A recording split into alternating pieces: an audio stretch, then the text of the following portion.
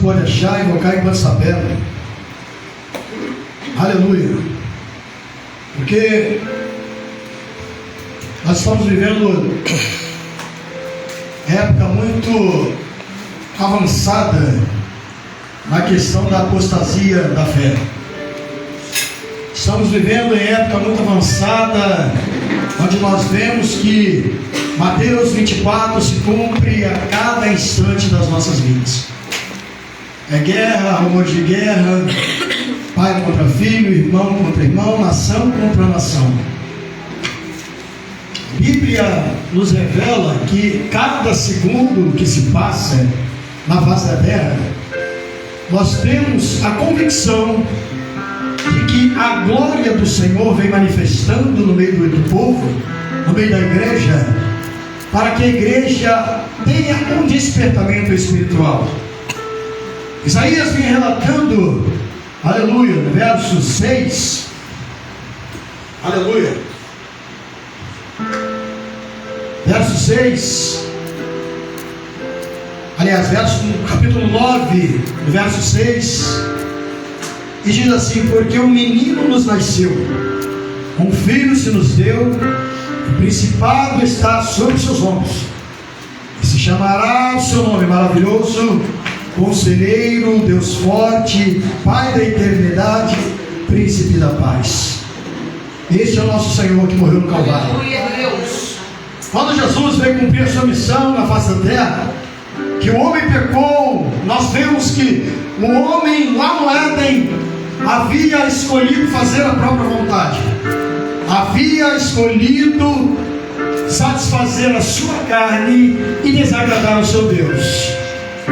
Foi quando o pecado entrou no homem, para que o homem viesse a entender o posicionamento que o Pai havia lhe dado, que o Deus Todo-Poderoso havia lhe dado, e falou para o homem: de toda a árvore que existe no campo você comerá, mas da árvore que está no centro do jardim, dessa você não comerá. Porque Deus estipulou somente uma ordem para o homem.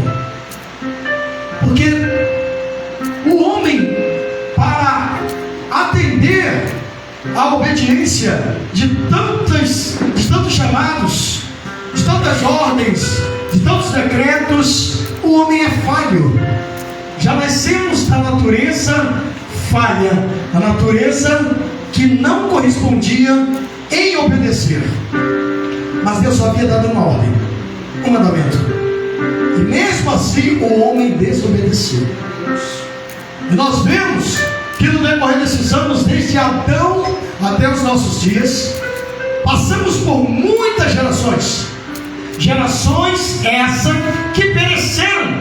Algumas pereceram, mas algumas sobressaíram em obediência, onde foi firmado o decreto de Deus sobre a vida de cada um, para que todos viessem a ter vida. Mas para obter essa vida tinha que morrer alguém, por causa do pecado do homem. Então lá no Éden já foi decretado que nasceria da mulher a semente no qual esmagaria a cabeça da serpente, e ali por este homem viria-se de novo a vontade de Deus sobre o homem. Porque o homem pecou, o homem transgrediu. Somente através dessa ligação com Deus, de novo através do nosso Senhor, é que nós vemos que o homem, ele pode até andar em situação de pecado, em natureza pecaminosa, mas contanto que não ande na geração ou na inércia do pecado. Mas sendo sim de natureza pecaminosa, mas não andamos segundo a prática pecaminosa. E o Senhor vem relatando através dos anos, através das gerações, que o mundo jaz no maligno. E nós vemos que o mundo está no maligno. Nós não somos desse mundo, mas estamos nesse mundo. Por quê, pastor? Porque o mundo, ele tem muitas coisas que atraem, que aprazem o coração e os olhos do homem. E o homem, por mais que queira afastar-se das coisas que não agradam a Deus, acaba sucumbindo e se errando de vez naquilo que não agrada a Deus. Nós vemos que a obediência é para todos, mas porém alguns obedeceram.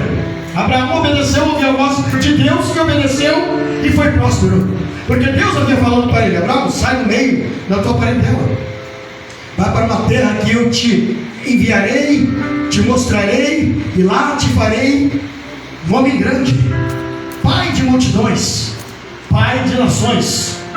E Abraão obedeceu o chamado de Deus. Nós vemos que quando Moisés subiu ao monte e Deus havia lhe dado 10 mandamentos somente, 10 mandamentos, o homem não conseguiu. O homem não conseguiu obedecer os 10 mandamentos que o Senhor havia ordenado àquele povo. E nós vemos que continuamente Deus está sempre despertando, Deus está sempre falando, mas o homem não quer acatar a decisão do Senhor. Nós vemos que Isaías vem relatando no longo dos anos, dizendo: buscai ao Senhor enquanto se pode achar, invocai-o enquanto está perto. Irmãos, a coisa mais horrenda que existe na vida do homem é cair em desobediência. Porque quando o homem cai em desobediência, ele está vulnerável à ação do adversário. Porque nós estamos pregando continuamente para a igreja, porque a igreja está num esfriamento espiritual, onde as 10 virgens teriam vergonha, aquelas 5 nécias teriam vergonha da igreja atual. Por quê? Porque a Bíblia diz que todas as 10 adormeceram. E o Senhor estava falando para nos alertar, para nos ensinar. Mas aquelas virgens que estavam nécias, pelo menos estavam buscando a presença do Senhor. Hoje em dia está difícil de a igreja buscar a presença do Senhor. Hoje em dia está difícil de buscar o Senhor enquanto se pode achar. Nós vemos um esfriamento espiritual tão grande nessa geração, que aquela geração tem vergonha de dizer o quanto nós estamos nos esforçando muito pouco para buscar a presença do Senhor. E aí quando o homem olha para o céu e diz: Senhor, aonde eu estou errado, me corrija. Deus está sempre corrigindo, por amor a cada um de nós. Foi por isso que Ele deu o seu Filho, saiu da sua glória, habitou entre nós, tomou sobre si todos os nossos pecados, levou na cruz do Calvário e nos ligou a Deus novamente. Para quê, pastor? Para que a glória de Deus se manifestasse em cada um de nós. Porque quando estamos fracos, aí nós estamos fortes. Mas quando estamos fortes, não deixamos a fortaleza permanecer, o fogo não permanece aceso, porque logo nós estamos deixando a desejar aquilo que Deus estipulou para que a chama não viesse a se apagar. Aleluia. E aí nós vemos quantas coisas acontecem na vida de cada um de nós, ou até mesmo daqueles que nós amamos. As coisas acontecem porque o diabo, o inimigo das nossas almas, está ganhando campo na nossa vida espiritual. Onde estamos errando então, pastor? Estamos errando em não buscar o Senhor enquanto se pode achar. Porque buscar o Senhor enquanto se pode achar não é somente, como foi falado aqui, que nós devemos ter comunhão somente porque Deus, pelo que Ele nos dá. Não, nós temos que ter comunhão para com Deus pelo que Ele é, pelo que Ele representa na nossa vida, pelo que Ele já fez na cruz do Calvário. A palavra do Senhor diz que nós temos que ficar satisfeitos com aquilo que nós temos. E, no entanto, o homem está sempre buscando mais e mais e mais, mas não busca a face do Senhor enquanto se pode achar. Lutamos por coisas que perecem, lutamos por coisas que não têm valor para Deus, porque ouro e prata, tudo isto, Ele é bom. Então isso não apraz o coração de Deus. E a palavra do Senhor vem dizendo que é melhor obedecer do que sacrificar. Sacrificar a nossa vida, sacrificar o nosso cotidiano, sacrificar a nossa alma, a nossa salvação, por porque não conseguimos obedecer a Deus. Então nós vemos o quê? Nós vemos um dilema que está difícil de nós colocarmos em prática, que é o dilema da obediência, porque colocamos em prática o dilema do prazer, daquilo que apraz a carne. Irmãos, hoje em dia isso é muito difícil de nós andarmos segundo aquilo que Deus determinou para nossas vidas. Mas como foi lido aqui, nós temos que nos esforçar. Esforça-te e tem bom ânimo. Quando o pastor começou a discorrer sobre essa leitura de Josué capítulo 1, nós vemos que a obediência é tudo o que vai fazer as nossas vidas serem impactadas pelo Espírito de Deus. Porque se você não tiver obediência a Deus, o Espírito de Deus não pode habitar dentro de você, não pode habitar dentro de mim, não pode habitar aonde a casa não está arrumada. Meu Deus! Se a casa está arrumada, se a casa está organizada, o Espírito Santo vem e faz morada, e ali nós temos com Ele, Ele conosco, e ali está a morada do Altíssimo. Mas quando nós estamos só pensando naquilo que perece, quando nós estamos pensando só naquilo que apraz ao coração e aos olhos, nós deixamos o reino de Deus para trás e corremos para a satisfação do nosso prazer. O maior prazer de cada um de nós é estarmos cientes de que um dia isso tudo vai passar. Vai passar tudo. Graças a Deus. Estávamos falando da minha esposa, daquele jovem Pedro Henrique, que ele estava adorando a Deus no altar e do nada ele morreu. Do nada ele caiu. Quando ele levantou a mão para o céu, adorando o louvor que ele havia acabado de compor, ele morreu. E aí minha esposa falamos assim: poxa, que morte linda, que morte bacana. Mas o mundo não entende dessa forma. Se você for falar isso para alguém que não entende a morte em Cristo, ele vai falar: como é que vocês podem se alegrar? Uma pessoa que morreu, que acabou de bater as botas, como é que vocês podem se alegrar? Não entende que para morrer com Cristo é lucro. Morrer com Cristo é lucro, porque nós sabemos para onde nós vamos. A certeza da salvação, o crente tem que ter no seu próprio coração, no seu próprio entendimento, para que o diabo não roube a tua coroa, para que você não caia em tentação e tudo pereça na tua vida. Meu Deus, porque a maior manifestação do diabo nesse século é tirar o crente do caminho da salvação. Meu Deus, é dizer que o crente não presta para nada, é dizer que o crente não vale nada, é dizer que o crente está caminhando fanaticamente para um abismo. Mas quem tem a certeza da sua salvação sabe que não estamos caminhando para o abismo, estamos caminhando para o céu de glória, porque a porta larga leva você à maldição e à perdição, mas a porta que te estreita nas tuas vontades, esta leva ao céu. Porque a vontade humana é aprazível, a vontade humana é muito boa, mas prevalece Romanos 8, que diz que se você for carnal, você será uma pessoa carnal. Mas se você for espiritual, você será mais espiritual ainda. Aleluia. E a palavra de Deus também dizendo em relação que aquele que assuste mais, aquele que é limpo, limpe-se mais. Aleluia. E aqui não temos. Meu Deus. Não temos opção. Ou nós nos limpamos mais, ou nós cada vez mais estejamos fora do reino de Deus. Deus, tem misericórdia. Porque a palavra do Senhor diz que sem a santificação ninguém verá Deus. Pastor, é muito difícil. Nós somos seres humanos, somos seres temporais. Uma hora nós queremos uma coisa, outra hora queremos outras. Uma hora aquilo que apraz o nosso coração já não é mais prazeroso. Mas já não é mais prazeroso porque você está sempre querendo satisfazer a vontade da carne, sempre a vontade humana. Mas quando obedecemos a Deus, essas coisas ficam pequenas. ficam pequenos, porque o apóstolo Paulo ele declarou para os seus conservos e para os seus servos: já não vive mais eu, mas Cristo vive em mim. Oh, papai, glória a Deus. Porque ele declarou para a própria carne que ele não fazia mais a vontade dela, ele fazia a vontade de Deus. E Deus, ele quer isso.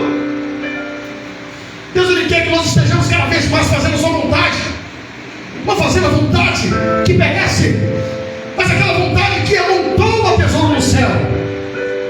É esta vontade que Deus quer para nossas vidas. Pastor, mas eu sou crente, o senhor está pregando para mim, por que isso? Porque é necessário. O despertamento da igreja começa em mim, começa em você. Meu Deus, aleluia. As paredes não ouvem, as paredes não podem cumprir a vontade de Deus. Então quem somos nós? Nós somos templos do Espírito Santo de Deus. Aleluia. E é um templo que precisa ser renovado dia após dia. E é um templo que precisa ser manutenido dia após dia, arrancando todos os lixos, arrancando toda a poeira e fazendo com que o altar esteja sempre aceso. Aleluia. Glória a Deus. Aleluia. Glória a Jesus. Talvez você tenha saído de casa hoje. Hoje escutar uma palavra de bênção, uma palavra de vitória. Mas palavra melhor do que essa não existe, é a palavra da salvação. É a palavra que você coloca a sua mente no lugar, sabendo que existem várias sanções, conforme foi cantado aqui. Várias sanções que querem fazer a vontade, buscando as suas Dalilas. E várias Dalilas querendo desvirtuar os caminhos dos Sansãos. E a vontade da carne é essa. Sabe uma escola bíblica hoje onde nós dizemos, eu dizia, fazer a vontade de Deus às vezes dói a carne da gente. Por quê? Porque hoje nós estamos aqui crescendo na graça e no conhecimento, mas a carne, ela quer o quê? Ela quer uma roda de samba, ela quer um pagode, ela quer um churrasco. Mas se a graça e o conhecimento, onde é que fica nisso? Se não vier esforço da tua parte, Josué, nada disso será conquistado. A vitória não será conquistada. A palavra do Senhor, ela nos revela que dia após dia o diabo, ele não se cansa de ser diabo, porque ele é paciente. Ele busca como leão, bramando, buscando a quem possa tragar. E às vezes não acordamos para essa palavra. Não acordamos para o fato de um grau tão relevante pode nos tirar da presença do Senhor. E uma vez saindo da presença do Senhor, nós estamos vulneráveis à ação do diabo. Eu quero ler mais um texto aqui para você. Aleluia. Quantos estão entendendo? Diga glória a Deus. Aleluia. Aleluia. Isaías 43. Só para a testificação de quem é o Senhor da tua vida. Isaías 43, versículo 10 diz assim: vós sois as minhas testemunhas, diz o Senhor, e meu servo a quem escolhi, para que saibais, creiais e entendais que eu sou o mesmo, e que antes de mim Deus nenhum se formou, e depois de mim nenhum haverá. Versículo 13: ainda antes que houvesse dia, eu sou, ninguém há que possa livrar alguém das minhas mãos. Operando eu, Aravassai, Balasse de Campo. Aleluia. Meu irmão, nós temos um Deus que ele peleja as nossas pelejas. Nós temos um Deus que peleja as nossas causas. Nós temos um Deus que é poderoso, que atua, que assume que os seus pés estão na terra e as suas mãos cobrem a terra toda por causa da sua plenitude. Aleluia. Meu Deus, aleluia. Então o que nós devemos fazer, pastor? Temos que temer o homem. Talvez temamos o diabo. Quando o Senhor fala que nós temos que temer a Ele, resistir o diabo, e Ele vai fugir de cada um de nós. Por um caminho Ele pode até vir, mas por 7 caminhos na sua vida Ele fugirá. Eita, aleluia. Pastor, mas como é que é isso, pastor? Porque a promessa de Deus na minha e na tua vida. Nós não temos que nos preocupar com o dia de amanhã, com o que nós vamos comer ou vamos beber. Nós só temos que nos preocupar com o dia de hoje, e que esse hoje seja praticamente o último dia das nossas vidas, contanto que estejamos na presença do Senhor. Viver dia após dia, sempre esperar no Senhor a redenção, esperar no Senhor a salvação, que muitos estão vendendo por aí. Meu Deus. Muitos estão vendendo carteirinha de salvação, muitos estão vendendo um pedacinho do céu. Mas somente pela graça redentora do Senhor é que nós vamos alcançar a vida eterna. Pois o Senhor falou, Ele disse em sua palavra: aquele que perseverar até o fim será salvo. Aleluia. Mas pastor, não é no meio da caminhada, não, é até o fim. Não é no início, não, é até o fim. Mas pastor, não é até a metade da metade, não, é até o fim. Às vezes você está orando pelo ente querido seu, pelo parente, e o parente não entendeu ainda o propósito de Deus na vida dele. Ah, pastor, o que é isso? Estou orando pouco? Não. Porque tem guerra na nossa guerra que nós não temos que guerrear. Quem tem que guerrear é o Senhor. Glória a Deus. Tem guerra na nossa vida que nós temos só que dobrar o joelho e pedir: Senhor, a guerra está aqui, ó. Vamos alcançá-la através do nosso joelho, através da nossa comunhão com Deus, através da nossa perseverança. Aleluia. Em buscar o Senhor. Glória a Deus. Buscar o Senhor enquanto se pode achar, não é somente aquilo que você pode realizar para o desejo do seu coração, não. Porque tem muita gente que busca as coisas que perecem, mas as coisas que edificam, muita gente não quer. O que edifica, pastor? O que edifica é quando o nome do Senhor é glorificado na sua vida. Você pode ser um jovem, uma jovem que chega numa empresa, e aí você botou o seu currículo lá, e muita gente não entende quando você entrou, porque a pessoa sabe de onde você veio, mas fala assim: rapaz, quem foi que te botou aqui dentro? Quem é o teu pistolão? Quem é a pessoa que te indicou? E aí você olha para a pessoa, e a pessoa fica assim com aquela cara: será que foi um vereador? Será que foi um prefeito? Será que foi alguém que ele conhece, uma pessoa forte? E aí você só olha para o lado e fala: foi Deus. Porque o nome do Senhor será glorificado na sua vida.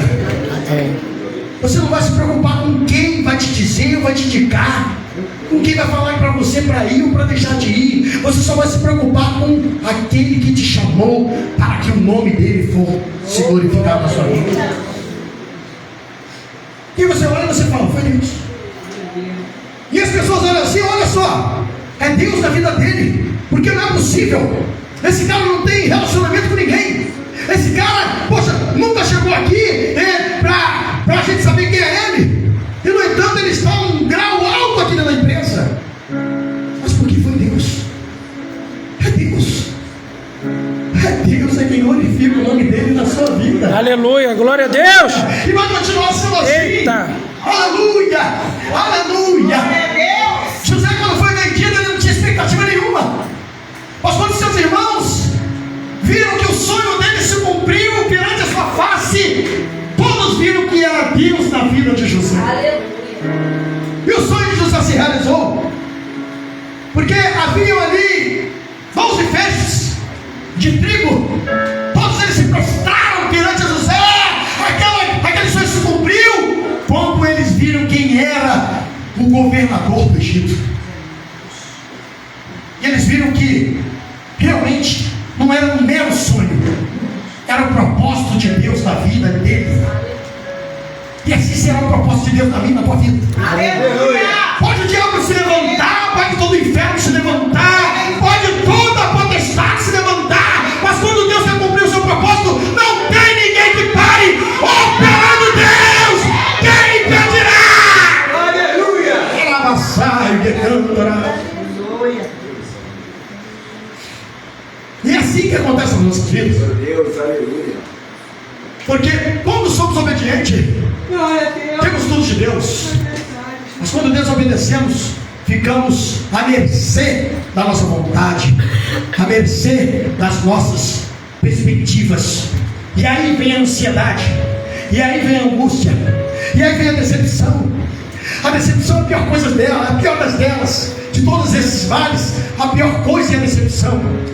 Porque se você levar uma facada, a dor da facada não vai doer tão quanto aquele que está segurando a faca.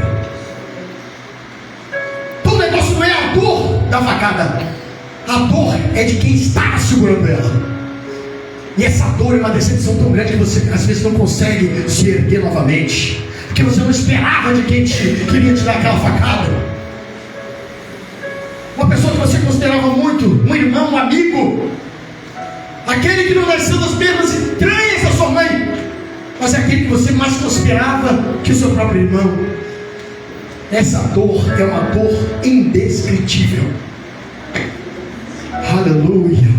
E nós vemos que Deus está sempre dando graça, dando força, para que nós não venhamos a desistir, para que nós não venhamos fraquejar, para que nós não venhamos titubear entre dois pensamentos. Cochear entre dois pensamentos não agrada a Deus. Por quê, pastor? Porque Deus não gosta do termo de dúvidas. Cochear entre dois pensamentos significa que a pessoa tem dúvida, e a dúvida é o pior erro que o ser humano pode ter na vida dele.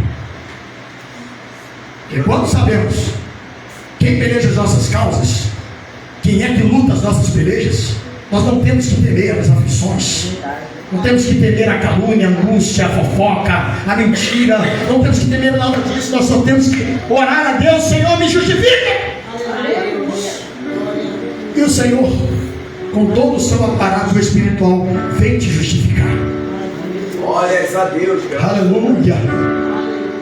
Deus está sempre colocando em nossas vidas algo novo, uma direção, alguma coisa que vai fazer com que nós venhamos a suportar a angústia, a dor, a aflição. Mas mesmo assim, temos a palavra dele que nos garante a nossa vitória. Portanto, Romanos 8 diz assim: portanto, agora nenhuma condenação há para os que estão em Cristo Jesus, que não andam segundo a carne, mas segundo o Espírito, porque a lei do Espírito de vida em Cristo Jesus me livrou da lei do pecado e da morte. Aleluia. Irmãos, às vezes nós estamos assim, tão fracos, tão abatidos. Às vezes nós queremos que alguém nos carregue no colo, mas quando estamos assim, é que Deus prova o seu amor para conosco. Cheguei no fundo do poço, pastor. Não chegou não, sabe por quê? Porque no fundo do poço, se não tiver água, Deus faz brotar, e ali renasce uma nova fé, uma nova esperança. Às vezes a sua fé precisa ser renovada, às vezes a sua esperança precisa ser renovada. Eu não entendi, né, durante a semana passada toda, que aquele bichinho de esperança, quem conhece aquele bichinho de esperança verde? É um grilo verde. E eu observei que lá em casa ele entrou no meu carro 2 vezes. Chegou aqui na frente da igreja e tinha uma esperança no meu carro de novo. Chegou lá no trabalho, quando estava no palco, também tinha uma esperança. Eu falei: que isso? Eu olhei para o céu assim e falei: Senhor, quer falar alguma coisa comigo? 2 vezes lá em casa, uma vez na frente da igreja, e 2 vezes aqui também no pátio e eu trabalho lá em Jacarepaguá.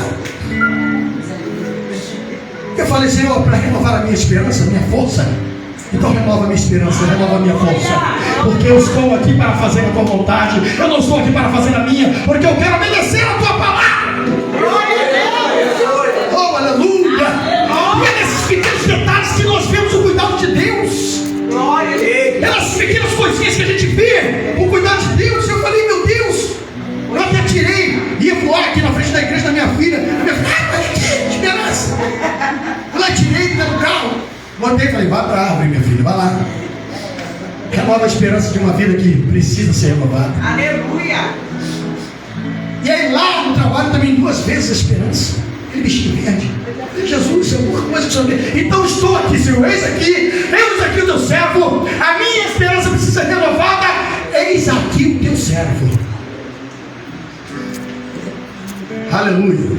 Foi como nosso filhão Luiz trouxe a nossa memória aqui, quando Deus fala com o profeta, e o profeta não estava entendendo. Eli falou: não, meu filho, vai lá, não sou não, vai lá. Quando você ouvir mais uma vez, você diz: eis-me aqui, Senhor. E a gente precisa estar atento ao chamado de Deus. A gente só precisa saber quem é Deus na nossa vida. Se Deus é tudo na nossa vida, não importa o tamanho da angústia, o tamanho da aflição, o tamanho da dor. O que importa é que você obedeça a palavra daquele que te chama. Aleluia. Pastor, mas e a chave do carro? Onde é que está, pastor? A chave do carro está para outro dia. Porque hoje foi para renovar a minha esperança e a tua esperança também. Aleluia. Você às vezes está com a esperança apagada, porque você já não vê mais uma luz. Está angustiado, está batido. Mas eu quero te dizer nessa noite que a tua esperança nessa noite está sendo renovada para a glória daquele que é todo poderoso, para aquele que te chamou para a boa obra. Por isso declare nessa noite: quantos precisam do Senhor nessa noite? Quantos precisam? Senhor, eu preciso de Ti. Eu preciso de Ti. Eu vou entregar o microfone agora para o pastor. Espero que você tenha entendido. Não é uma pregação, uma palestra que o Senhor colocou em meu coração para palestrar nessa noite com a sua igreja, para que a sua esperança seja renovada, a sua fé, o seu comprometimento para com o reino de Deus. A tua fé depende de você. Aleluia. Cada um de nós. Por isso, minha filha vai cantar agora: preciso de Ti. E aí eu quero ver você tomando no seu coração, não precisa sair do seu lugar não, que hoje eu creio que não tem ninguém afastado dos caminhos do Senhor. Eu creio que hoje só tem pessoas que realmente queriam acender a sua esperança, no propósito de caminhar para com Deus novamente. Mas se você quer acender a sua esperança, carregar o propósito de Deus na sua vida, e você se sente assim, fraco, coloca a mão no seu coração, porque hoje o Senhor vai renovar a tua voz.